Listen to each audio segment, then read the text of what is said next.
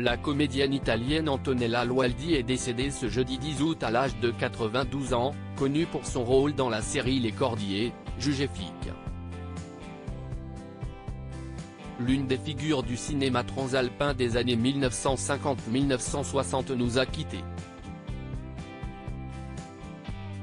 Hospitalisée à Rome, l'actrice Antonella Loaldi a perdu la vie ce jeudi 10 août à l'âge de 92 ans.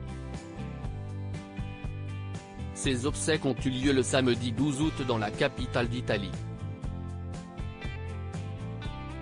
C'est dans les années 1940 qu'elle a lancé sa carrière et a très rapidement marqué le cinéma italien. Pendant cette époque, la comédienne a tourné avec les plus grands réalisateurs dont Federico Fellini et Claude Chabrol.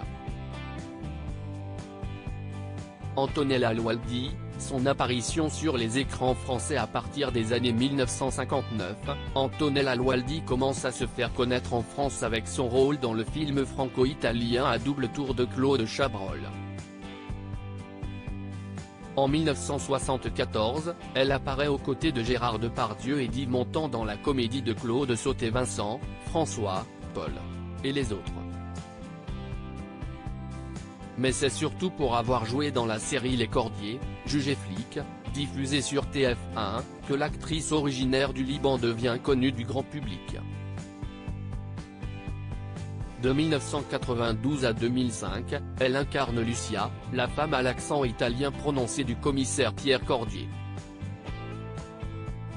Cette dernière l'aidait à résoudre ses enquêtes en lui apportant ses analyses.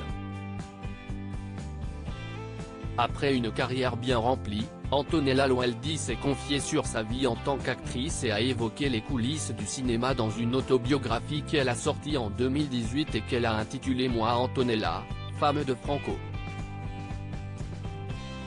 Malheureusement, ses problèmes de santé ont empêché la promotion de son ouvrage.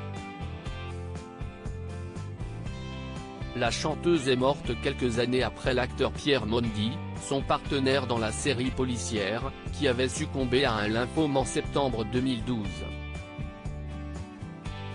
Elle laisse derrière elle le fruit de son union avec Franco Interlenedi, ses filles Antonella et Stella, qui ont suivi les traces de leur mère et sont toutes les deux devenues actrices.